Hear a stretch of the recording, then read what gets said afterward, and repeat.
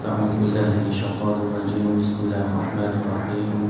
InsyaAllah kita mulakan majlis kita pada malam ini dengan beberapa yang ma'alifat yang kita bacakan nanti kita hadiahkan kepada Rasulullah sallallahu alaihi wasallam, ahli keluarganya, sahabat-sahabatnya, tabi'in, tabi'in, ulama-ulama mutaqaddimin, mutaakhirin, ulama usama, khususnya kepada Al-Fadil Ustaz Al-Ghani Yahya dan Al-Fadil Ustaz Umar Yusuf yang telah menjadi salah tauhid. Seterusnya kita hadiahkan pada Fatihah kepada pejuang-pejuang agama Allah Subhanahu wa taala, para syuhada, terutamanya sahabat-sahabat kita yang berada di Palestin, Mesir, Syria, Yaman, Selatan, Indonesia. Seterusnya kita hadiahkan pada Fatihah kepada para salihin, kepada Allah, para muzakkir, para syakirin. Seterusnya kepada kedua bapa kita, guru kita, kaum keluarga kita, kaum muslimin dan muslimat. Al-Fatihah. A'udzu billahi minasyaitonir rajim. Bismillahirrahmanirrahim. Alhamdulillahi rabbil alamin, arrahmanir rahim, maliki yaumiddin, iyyaka na'budu wa iyyaka nasta'in, ihdinas siratal mustaqim, siratal ladzina an'amta 'alaihim ghairil maghdubi 'alaihim waladdallin. InsyaAllah tuan-tuan, untuk menambah baik lagi majlis kita pada malam ini, saya mengajak terutama diri saya sendiri dan pada tuan-tuan untuk sama-sama kita membasahi dua bibir kita dengan zikrullah. Semoga dengan zikir yang kita alunkan nanti, selawat yang kita alunkan nanti, Allah Subhanahu wa taala menambah baikkan lagi majlis kita, dipenuhi dengan keberkatan, keridaan, rahmat dan keampunan daripada Allah Subhanahu wa taala. Allahumma salli ala sayyidina Muhammadin an-nabiy ummi wa ala alihi wa sahbihi wa barik wa sallim. Allahumma salli ala sayyidina Muhammadin an-nabiy ummi wa ala alihi wa sahbihi wa barik wa sallim. Allahumma salli ala sayyidina Muhammadin an-nabiy ummi wa ala alihi wa sahbihi wa barik wa sallim. اللهم صل على سيدنا محمد النبي الأمي وعلى آله وصحبه وبارك وسلم. اللهم صل على سيدنا محمد النبي الأمي وعلى آله وصحبه وبارك وسلم. اللهم صل على سيدنا محمد النبي الأمي وعلى آله وصحبه وبارك وسلم. اللهم صل على سيدنا محمد النبي الأمي وعلى آله وصحبه وبارك وسلم. اللهم صل على سيدنا محمد النبي الأمي وعلى آله وصحبه وبارك وسلم. اللهم صل على سيدنا محمد النبي الأمي وعلى آله وصحبه وبارك وسلم. اللهم صل على سيدنا محمد النبي الأمي وعلى آله وصحبه وبارك وسلم. بسم الله الرحمن الرحيم. الحمد لله رب العالمين وبه نستعين على أمور الدنيا والدين، والصلاة والسلام على سيد المرسلين خاتم النبي محمد صلى الله عليه وآله وصحبه وسلم وعلى آله وأصحابه وتابعا تابعا لهم بإحسان إلى يوم الدين. سبحانك لا علم لنا إلا ما علمتنا إنك أنت العليم الحكيم. رب اشرح لي صدري ويسر لي أمري واحلل عقدة من لساني يفقهوا قولي. رب زدنا علما وارزقنا فهما. اللهم يسر ولا تعسر. رب تمم بالخير. يا فتاح يا عليم افتح لنا فتوح العارفين. ولا حول ولا قوة إلا بالله العلي العظيم. ولا حول ولا قوة إلا بالله العلي العظيم. ولا حول ولا قوة إلا بالله العلي العظيم. أما بعد. Alhamdulillah, pertama-tamanya mari sama-sama kita merafakkan rasa syukur kita kepada Allah Subhanahu wa taala di atas segala limpah karunia nikmat yang telah diberikan oleh Allah Subhanahu wa taala ke atas kita, dapat sama-sama kita bertemu dan kita berhimpun lagi pada malam ini. Kita harapkan semoga pertemuan kita pada malam ini penuh dengan keberkatan, keredaan, rahmat dan keampunan daripada Allah Subhanahu wa taala. Dan keduanya, tuan-tuan, saya mohon maaf di atas keterlewatan pada malam ini. Rasa sampai awal dah dekat Jalan Ampang tu, sangkut di situ. 7.30 di situ tak boleh. Jadi alhamdulillah kita syukur dapat juga bersua pada malam ini dan kita harapkan semoga ada kebaikan yang besar di atas pertemuan kita. Dan insya-Allah kita akan sambung lagi pengajian kita pada malam ini, kitab Risalatul Tauhid yang telah dibina kitab ini oleh Al-Fadhil Ustaz Abdul Ghani Yahya dan juga Al-Fadhil Ustaz Umar Yusuf. Masih lagi membicarakan mengenai sifat-sifat yang wajib bagi Allah Subhanahu wa taala. Muka surat 16 Baqarah. Muka surat 16, sifat yang wajib bagi Allah Subhanahu wa taala yang ketiga. Qala al-musannif rahimahullahu taala, yang ketiga al-baqa. Artinya kekal, sentiasa ada, tiada akhir. Maka hakikatnya ibarat daripada menafikan ada kesudahan bagi wujudnya Allah Ta'ala. Jadi sifat yang wajib bagi Allah Subhanahu wa taala yang ketiga iaitu baqa. Baqa ini dengan makna kekal. Kekal ni sifat yang wajib bagi Allah Subhanahu wa taala. Allah Ta'ala itu bersifat kekal. Kekalnya tidak ada kesudahan. Tidak ada kesudahan. Kalau dalam pertemuan yang kita lalu, qidam tidak ada permulaan. Sifat qidam sedia ada, iaitu tidak ada permulaan. Tetapi baqa iaitu kekalnya Allah, tidak ada kesudahan. Ini dia. Allah SWT itu bersifat kekal. Adapun yang lain daripada Tuhan, ada juga yang kekal, tiada binasa selama-lamanya, tetapi bukan dinamakan kekal yang hakiki, iaitu kekal yang sebenar, bahkan kekal aradi, kekal yang mendatang, seperti syurga, neraka, lauh, arash, qalam, kursi dan roh. Maka perkara yang tersebut ini dikatakan kekal kerana mendatang, tatkala bertakluk dengan kudrah iradah Allah Subhanahu taala pada mengekalkannya. Ini dia. Jadi Allah Subhanahu taala ini kekal pada zat dan pada sifat. Dan kekal Allah Subhanahu taala itu kekal yang hakiki, tidak ada takluk dengan sesuatu yang lain.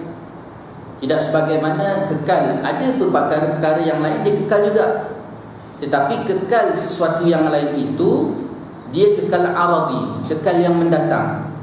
Dan kekalnya di situ juga dia tertakluk dengan qudrah iradah Allah Subhanahu wa taala, iaitu kuasa kehendak daripada Allah. Kalau tidak ada qudrah iradah, takluk qudrah dan iradah Allah Subhanahu wa taala, maka sesuatu itu dia tidak akan kekal. Ini perbezaan di antara kekalnya Allah dan kekal sesuatu yang lain. Apa yang dimaksudkan dengan kekal sesuatu yang lain? Didatangkan di sini seperti syurga. Syurga kekal. Tapi walaupun syurga kekal, dia tidak ada qidam. Qidamnya Allah SWT, Allah SWT itu qidam, dia tidak ada permulaan. Tidak ada permulaan. Tapi syurga ada permulaan. Ada mulanya syurga. Allah Ta'ala jadikan syurga tu ada mula dia. Walaupun akhirnya dia ada sifat kekal, tetapi kekalnya syurga itu tidak sebagaimana kekalnya Allah. Kerana kekal Allah SWT itu tidak tertakluk dengan sesuatu yang lain, tidak disandarkan kepada sesuatu yang lain. Dan hakikat kekal itu ada pada Allah. Tetapi kekalnya syurga, dia tertakluk dengan qudrah dan iradah Allah Subhanahu wa taala. Kalau Allah Ta'ala tak kehendaki dia kekal, maka tidak akan kekallah dia. Begitu juga neraka, lauh, arash, qalam, kursi, roh. Maka perkara-perkara ini semuanya dia ada mula, tetapi tidak ada akhir.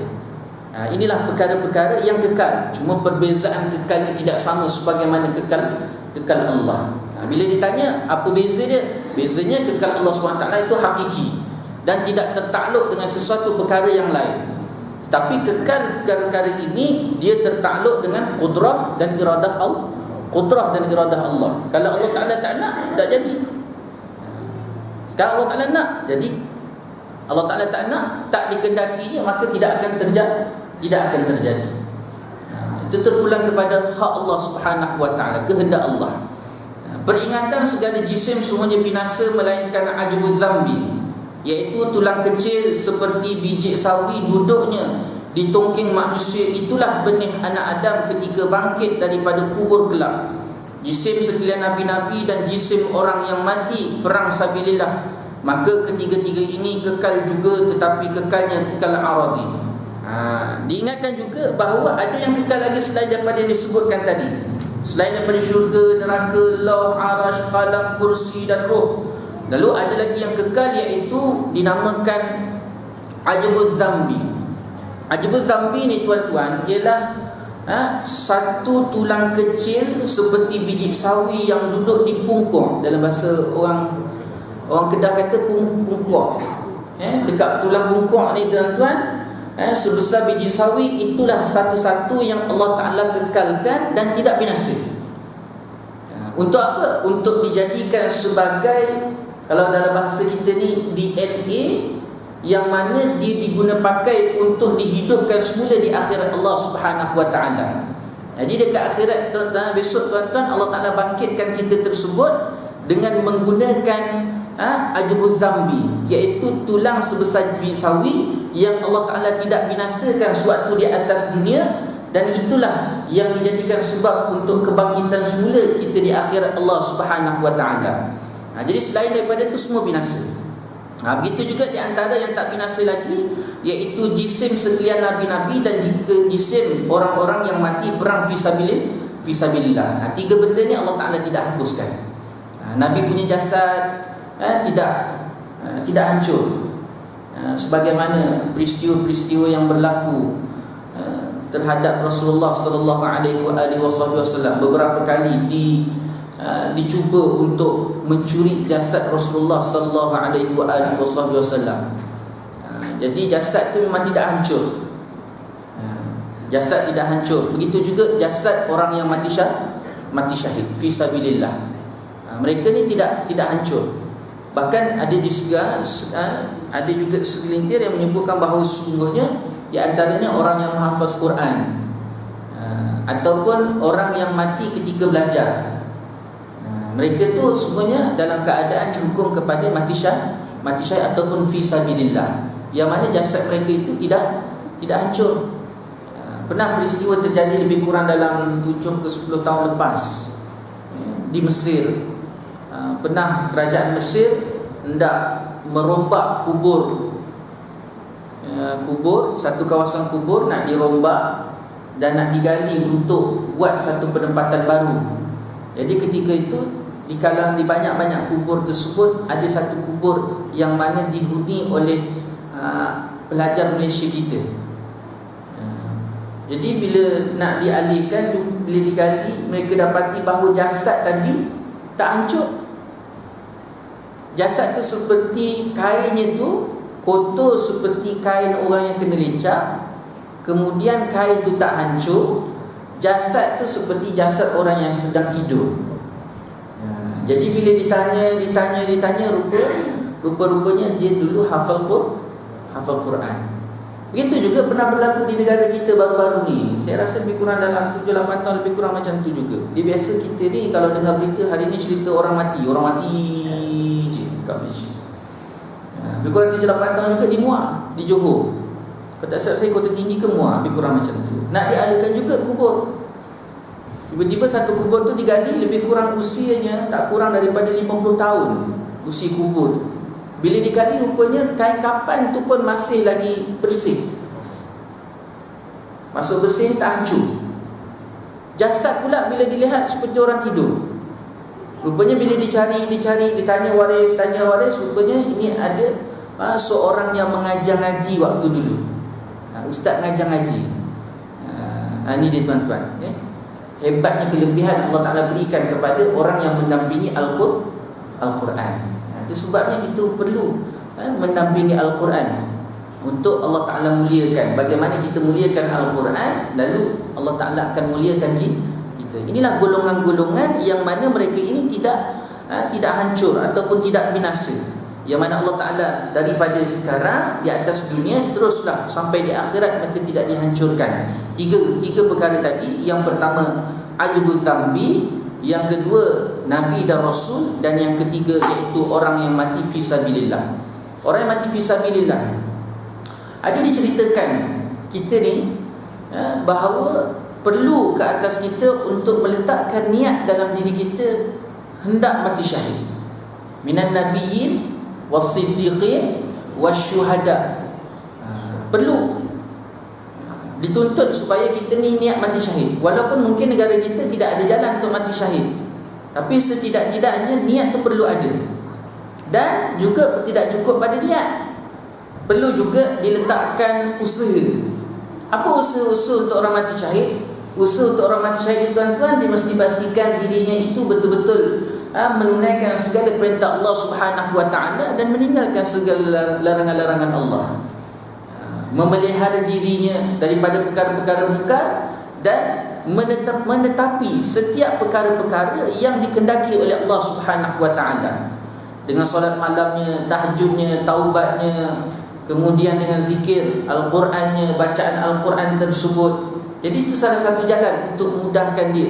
Akhirnya tuan-tuan, pernah terjadi satu kisah di zaman Rasulullah sallallahu alaihi wasallam. Seorang sahabat Nabi sallallahu alaihi wasallam itu, tuan-tuan, dia meninggal. Dia meninggal dunia, tuan-tuan, sakit di atas pembaringan. Bukan disebabkan perang, tidak. Sakit disebabkan kematian disebabkan kesakitan di atas pembaringan. Jadi lalu setelah kematian, tuan-tuan, Allah SWT perintahkan kepada malaikat supaya diambilkan roh dia ni, dimasukkan dalam golongan orang-orang yang mati syahid. Lalu malaikat bertanya kepada Allah, wahai Allah, kenapa diambil lelaki ni, dimasukkan di dalam golongan yang mati syahid, sedangkan dia bukan mati dalam keadaan syahid? Lalu ketika itu, tuan-tuan, Allah SWT memberitahu, berkata kepada para malaikat, sesungguhnya lelaki ini walaupun dia tidak mati syahid, tetapi dia ada cita-cita untuk mati syahid. Itu sebabnya cita-cita ni sangat-sangat penting diletakkan. Itu yang Nabi sebut, tuan-tuan, orang yang bercita-cita untuk melakukan kebaikan, dia dah dapat satu kebaikan, lalu ditunaikan kebaikan tu, dia akan dapat satu lagi. Orang yang bercita-cita untuk melakukan maksiat, kosong. Tetapi bila dia melakukan maksiat, setelah dia melakukan, barulah dia dapat satu dosa. Ini tuan-tuan, itu sebabnya dalam kehidupan kita itu, cita-cita, azam, perancangan itu perlu dibuat terus. Hari ini nak buat apa? Sedekah. Nak buat apa? Buat baik. Nak buat apa? Buat. Sampai kan orang rumah kita pun tengok, bang, banyak betul list. Awak kerja ke tak hari ni? Kerja tak? Ni banyak kebaikan. Tak apa, perancangan ni setidak-tidaknya 30 perancangan hari ni, dah ada 30 kebaikan. Dirancang, tuan-tuan. Kemudian dalam masa yang sama diusahakan. Walaupun berjaya ataupun tidak, itu terpulang ke hak Allah SWT yang menetapkan sama ada berjaya ataupun tidak. Yang penting kita rancang dan kemudian kita usaha. Itu sebabnya perlu akhiri dengan apa yang diusahakan tadi, dengan doa. Iyyaka na'budu wa iyyaka nasta'in. Akan kau kami sembah dan akan engkau kami memohon meminta pertolongan. Dalam arti kata konsep usaha, kemudian bertawakal kepada Allah Subhanahu wa taala. Sangat-sangat penting. Ini tuan-tuan. Jadi kita harapkan semoga kita termasuk dalam golongan yang mati syahid tadi. Nak jadi Nabi tak boleh, tuan-tuan. Dalam kitab Faridah Faraid, tuan-tuan, menyebutkan bahawa Nabi dan Rasul ini bukan sesuatu perkara yang boleh diusahakan. Dalam kitab Faridah, kitab Aqidah, Nabi dan Rasul ini bukan satu benda yang boleh diusahakan, tetapi dia adalah satu keistimewaan yang diangkat oleh Allah Subhanahu Wa Taala sendiri ke atas diri seseorang. Tetapi soleh, golongan salihin itu boleh diusahakan. Kita boleh letak di situ, mati syahid, as-siddiqin, boleh, golongan itu boleh kita duduk di situ. Jadi sekarang ni perlu diusaha. Cuba bayangkan, tuan-tuan, macam mana kita nak jadi macam para sahabat, macam mana kita nak jadi macam tabi'in, macam mana kita nak jadi tabi'in, macam mana kita nak jadi macam para ulama. Sebabnya dalam diri kita tu tidak boleh ada sedikit pun, tuan-tuan, rasa tak boleh. Sebab mereka boleh, sedangkan mereka dengan kita itu tidak ada perbezaan. Cuma mungkin usahanya lebih, usahanya kita kurang. Belum berperang dah mengaku kalah. Ini di antara sifat, tuan-tuan, yang bermain dalam masyarakat kita hari ini. Mengaku kalah sebelum berperang. Tak maaf cakap, saya jadi risau bila duduk dalam golongan pendidik ni, tuan-tuan. Anak-anak bangsa kita hari ini boleh diletakkan 90% ataupun 99%, mungkin ada. Kebanyakan mereka itu seperti orang tak ada masa depan, ataupun tidak ada cita-cita. Manusia bila tidak ada cita-cita tuan-tuan, dia tidak ada keazaman, tidak ada usaha, tidak ada kekuatan, itu yang jadi lemah. Cuba tuan-tuan balik nanti tuan-tuan tanya anak-anak ataupun cucu-cucu kita. Cuba tanya tuan-tuan, apa cita-cita dia? Seingat saya zaman sekolah kami dulu, setahun 3 kali cikgu akan tanya, untuk direkodkan dalam buku rekod. Nak jadi apa? Bulan pertama tuan-tuan, awal tahun nak jadi bomba. Masuk tengah-tengah jadi askar. Masuk ujung tuan-tuan jadi polis. Sebab apa nak jadi bomba? Sebab awal tahun tu ada cerita top tuan-tuan bomba. Masuk tengah-tengah cerita perang, nak jadi askar. Akhirnya nak jadi polis sebab ujung tahun tu je cerita pasal polis. Jadi bertukar-tukar tuan-tuan. Tapi seringkali cikgu tu ditanya supaya apa kita meletakkan tuan-tuan cita-cita dalam diri kita. Tapi hari ni minta maaf cakap, kalau ditanya, budak umur 19 tahun pun tuan-tuan, kalau ditanya, cuba tanya balik nanti. Umur 19 tahun hari ni, kalau ditanya cita-cita apa, tak pasti lah Ustaz. Tak pasti. Cuba bayangkan, kalau cita-cita itu tak ada, kan bahaya tuan-tuan. Ya? Ini keadaan. Itu sebabnya perlu diletakkan. Dalam kehidupan kita ada cita-cita, ada perancangan, kemudian ditukupkan dengan perkara-perkara yang baik. Semua itu sangat-sangat penting. Lalu ulama menyambung lagi kata-kata beliau tuan-tuan. Yang demikian nyatalah perkara yang diiktibarkan permulaan dan kesudahan itu terbahagi kepada 3 bahagian. Jadi dalam iktibar ada permulaan dan ada kesudahan, iaitu ada 3 bahagian tuan-tuan. Terbahagi kepada 3. Yang pertama, tiada permulaan dan tiada kesudahan, iaitu zat dan sifat Allah Subhanahu Wa Taala. Zat dan sifat Allah Subhanahu Wa Taala itu tidak ada permulaan dan tidak ada kesudahan. Dia kekal, tidak berubah-ubah. Begitu zat Allah, begitu sifat Allah. Bukan bermakna yang Allah Ta'ala sebut wa ma khalaqtul jinna wal insa illa liya'budun, dan tidak aku jadikan jin dan manusia kecuali untuk beribadah.